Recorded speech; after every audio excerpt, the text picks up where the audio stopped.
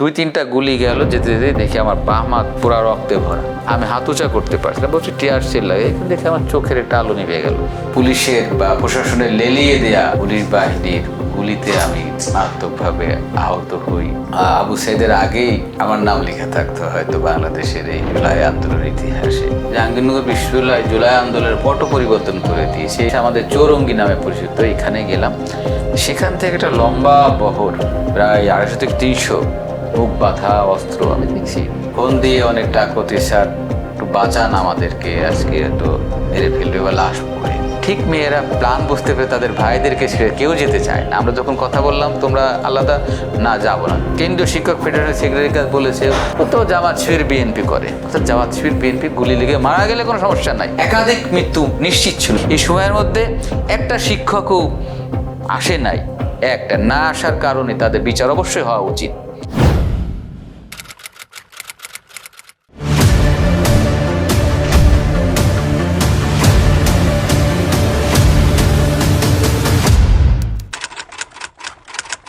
আসসালামু আলাইকুম, কেমন আছেন সবাই? খানিকক্ষণের জন্য একটু চিন্তা করুন তো, যে জীবনের এই পর্যায়ে এসে আপনি আর চোখে দেখছেন না।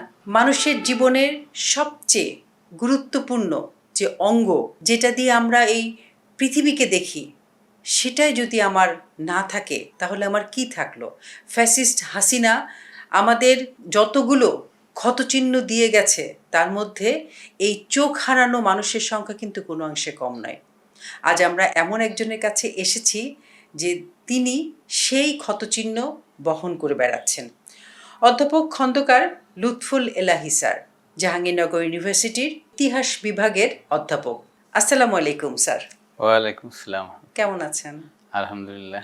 স্যার, চোখের এখন কি অবস্থা আপনার?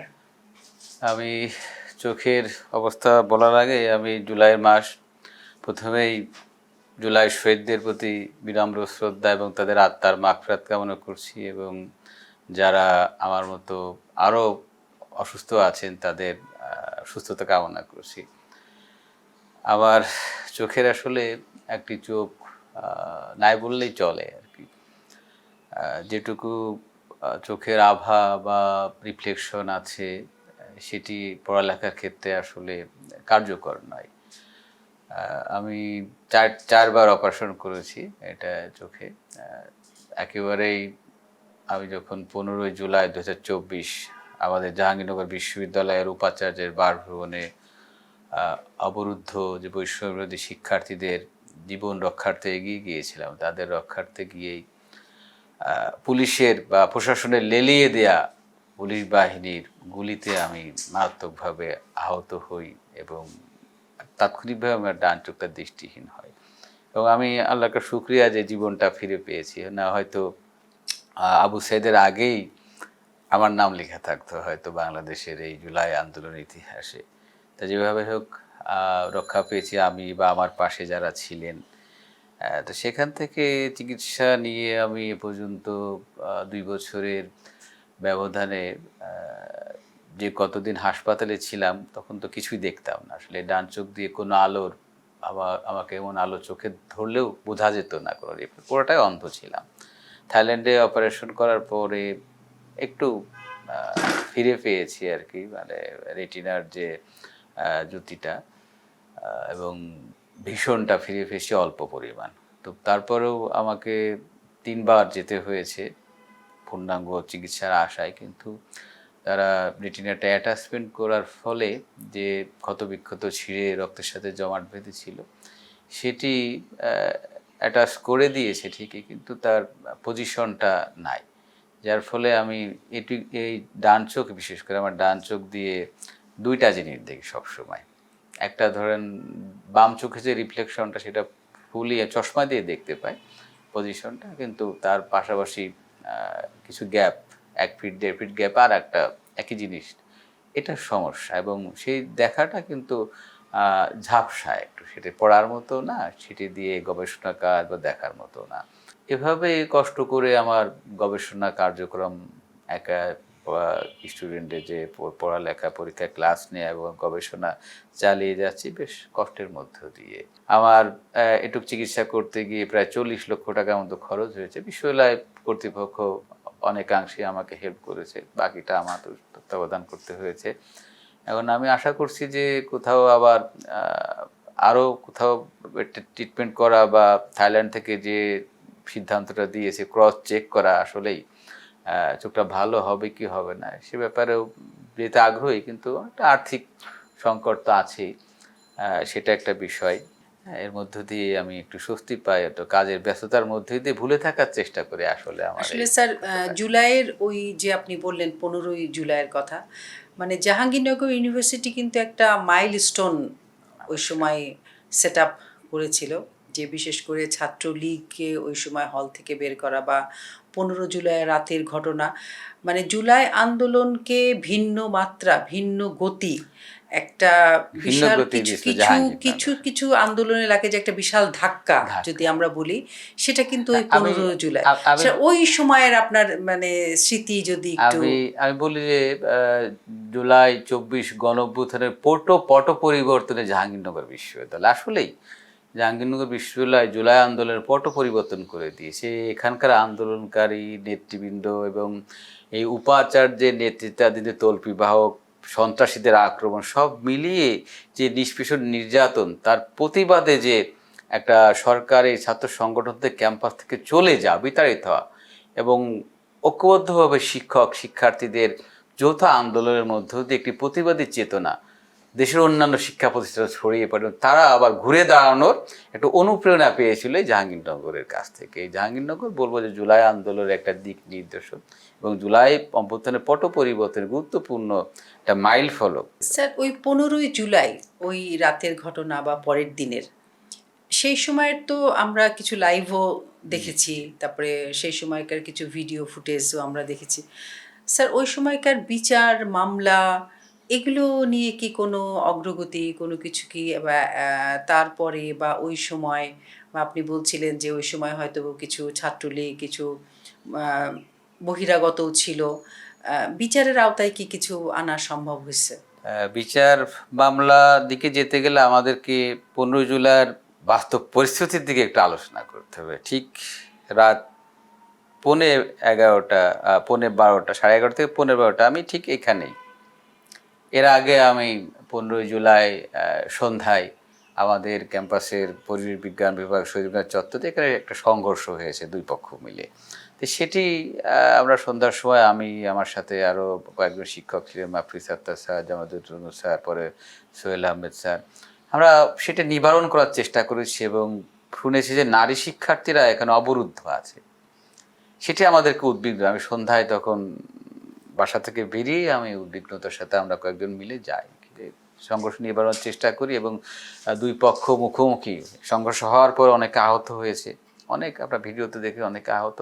তারপরে নারী শিক্ষার্থীদের বন্দি করে রাখা হয়, একটা নিউজ আমাদেরকে উদ্বিগ্ন করেছে। তো রাত, তা আমরা সেই তল্লাশি করে বা যে দুই পক্ষের মাঝামাঝি গিয়ে ঝুঁকি নিয়ে আমরা এক পক্ষে সরিয়ে দিয়ে যাতে সংঘর্ষ আরও বিস্তৃত না হয়, আমরা ওই শিক্ষার্থীদের খোঁজ করতে গিয়েছি। সেখানে নারী শিক্ষার্থীরা হয়তো কোনো ক্রমেই তারা রক্ষা পেয়েছে, কিন্তু সেখানে কিছু আহত শিক্ষার্থীকে রক্ষা করে মেডিকেল দিয়ে আমি 9টার দিকে ডিপার্টমেন্টে এসে আমি গবেষণার কাজ, ঠিক 12টা থেকে 11:30 থেকে 12:15টার মধ্যে একটা ফোন আসে। আমাদের তৎকালীন প্রেস ক্লাবের সম্পাদক ছিলেন জাহাঙ্গীরনগর প্রেস ক্লাবের হারুন বিন নোমান। তো ফোন দিয়ে অনেকটা আকতি, স্যার একটু বাঁচান আমাদেরকে, আজকে তো মেরে ফেলবে বা লাশ পড়ে। আমি কিছু একটা করেন স্যার আমাদের জন্য। আমি বললাম ঠিক আছে, তোমাদের যদি আক্রমণ করেই তোমরা উপাচার্যের বাসভবনের মধ্যে প্রাণ রক্ষার্থে চলে যেও, তাহলে হয়তো নিরাপদ জায়গা, সেটা বিশ্বের সব থেকে নিরাপদ জায়গা উপাচার্যের বাসভবন। এটি বলে আমি বললাম তুমি তাহলে আমাদের শিক্ষক সমিতির তৎকালীন প্রেসিডেন্ট মোতাহার হোসেন স্যারের সাথে কথা বলো, আর আমি দেখি আমাদের শিক্ষকদের গ্রুপে কিছু মেসেজ দিয়ে দিই, যারা পারে তারা আসুক, এই অবস্থায় কী করা যায়। চিন্তা করে তার আগে আমি 2 মিনিট বসে বেরোনোর আগে 1 মিনিট চিন্তা করে থাকলাম যে 2 মিনিট যে আমার কি করণীয়। আর যদি আমি না, আমাকে বিবেক সাড়া দিল আমাকে যেতেই হবে, আমি যদি না যাই এবং আমার জ্ঞাতস্বরে যদি আমার বিভাগের শিক্ষার্থী ছিলেন ওখানে অনেকগুলো, এবং আয়শা সিদ্দিকা, আমাদের গোলাম রাব্বানি সহ সুলতানুর মুখ, সব পরিচিত মুখ, আমাদের হাসিব জামান, মালিহা নাম, সবাই পরিচিত আমাদের।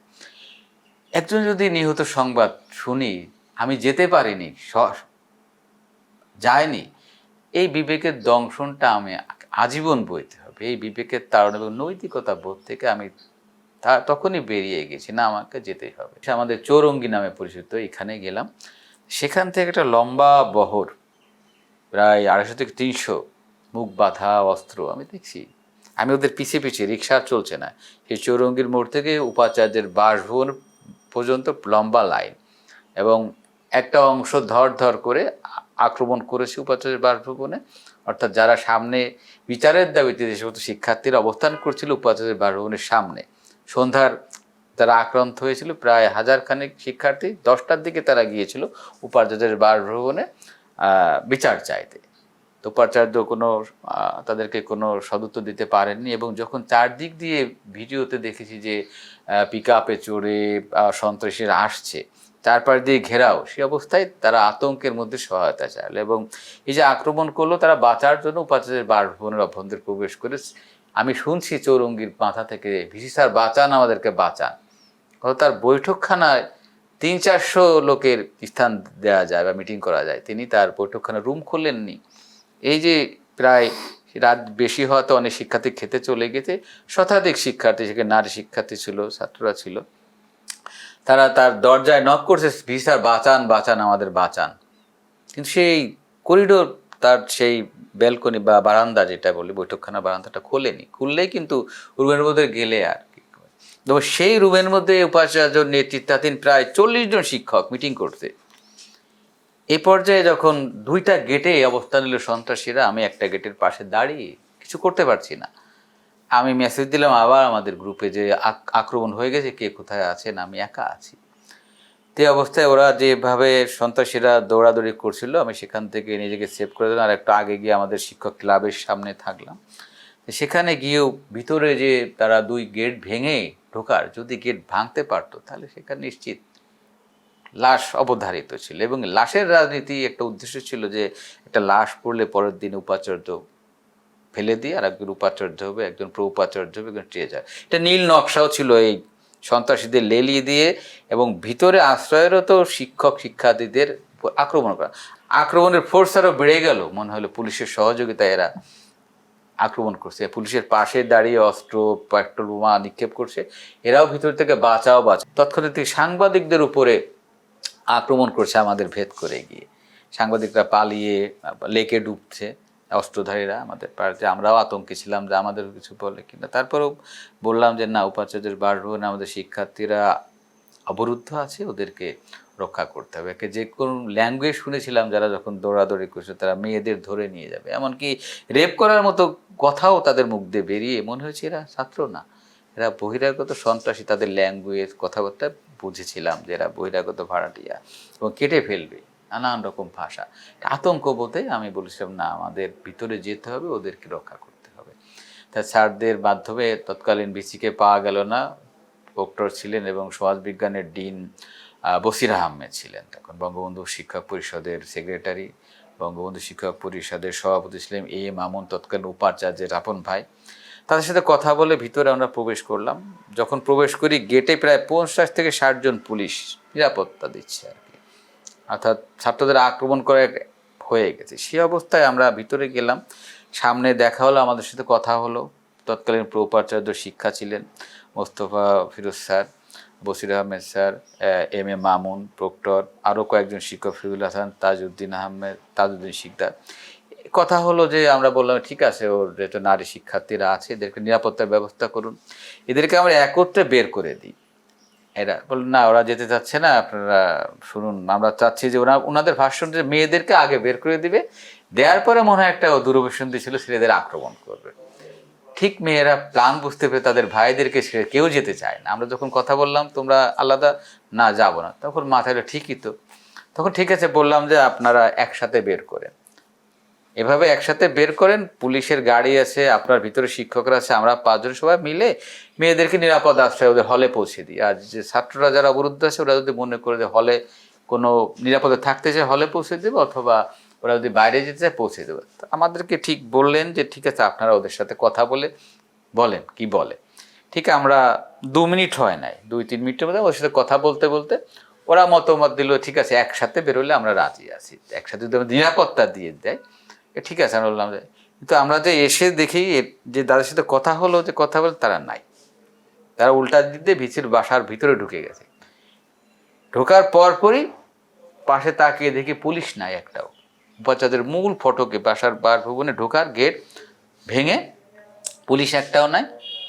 শতাধিক সন্ত্রাসী অস্ত্রপাতি নিয়ে আক্রমণ শুরু করলো এবং সেই আক্রমণ আমরা ভয়ে একটা বারান্দায় যেখানে 30 জন দাঁড়ানো যায়, সেখানে 100 জন আমরা গায়ে গা মিলিয়ে বুকে বুক মিলিয়ে ছাত্ররা মেয়েদেরকে কর্ডন করে ঘেরাও করে আঘাতের চিহ্ন ওদের মাথার উপর দিয়ে বয়ে নিয়ে বোনদেরকে রক্ষা করলো।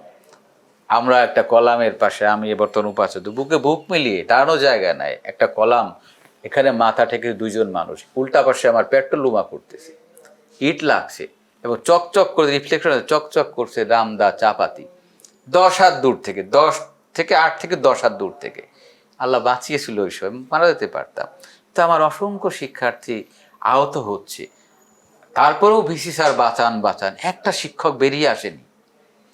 কেন নয়, তাদের এই যে মৃত্যুর মুখে ঠেলে দিল আমাদেরকে, শিক্ষার্থীদের মৃত্যুর মুখে ঠেলে দিল। তাদের দায়িত্ব ছিল শিক্ষকদের পাশে এসে দাঁড়ানো। শিক্ষকদের একটা শিক্ষকও এই সময় আধা ঘন্টা তাণ্ডব চালিয়েছে, এর মধ্যে আমরা একাধিক মৃত্যু নিশ্চিত ছিল আমাদের জন্য, তা আল্লাহ বাঁচিয়েছে। কিন্তু এই সময়ের মধ্যে একটা শিক্ষকও আসে নাই। একটা না আসার কারণে তাদের বিচার অবশ্যই হওয়া উচিত।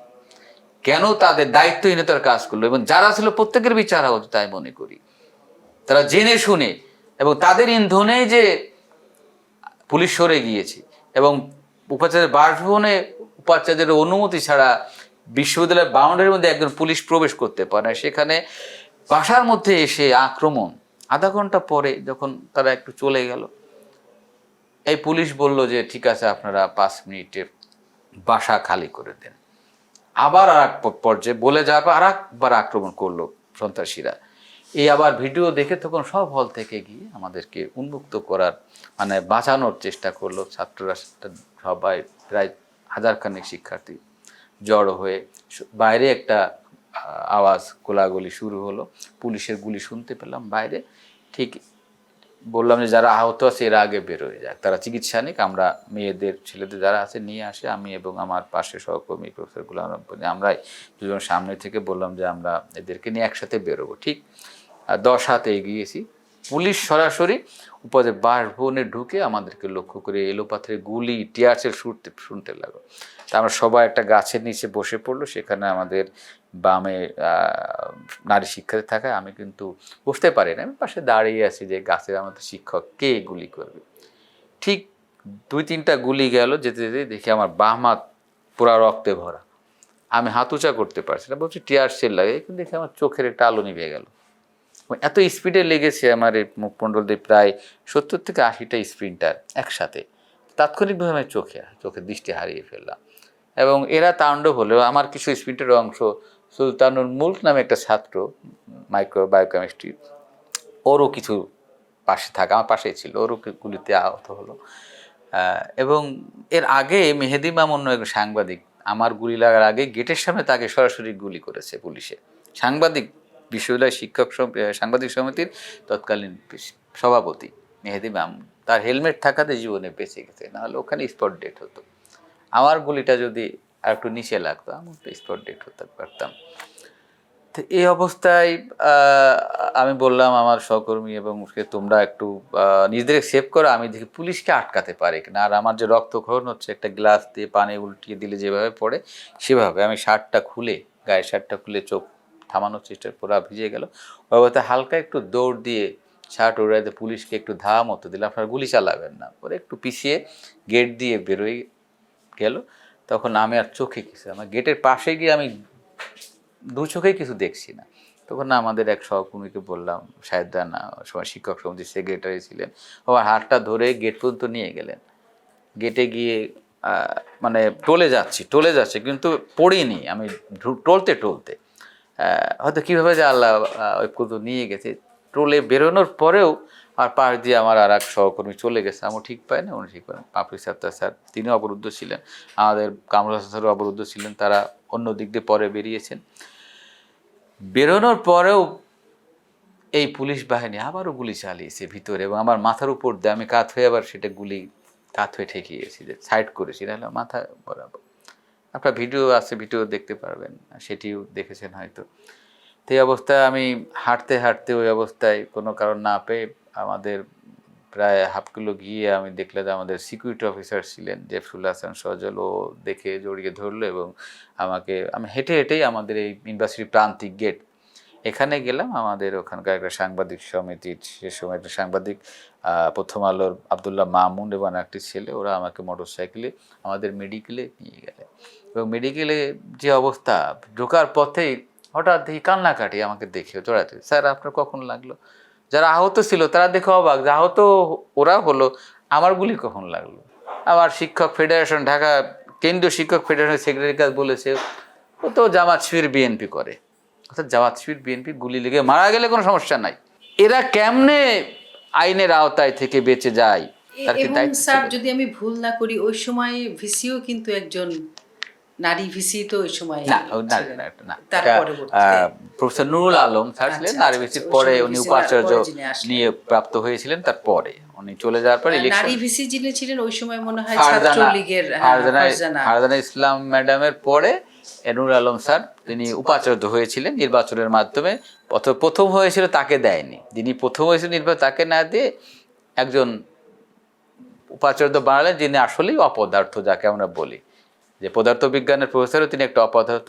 এরকম দুঃসময়ে শিক্ষক শিক্ষার্থীদের মৃত্যু যন্ত্রণা উপলব্ধি করেছেন, ভিতরে রান্না বান্না করে বিরিয়ানি ভোজের আয়োজন করেছেন ওই রাতেই, অথচ তার বারান্দার করিডোরে মানুষ মৃত্যুর সাথে পাঞ্জা লড়ছে, আর সেখানে রান্না বান্না করছে বিরিয়ানি পোলাও। এটাই বাস্তবতা, আপনার ভিডিও সব আছে, প্রমাণ আছে অবশ্যই।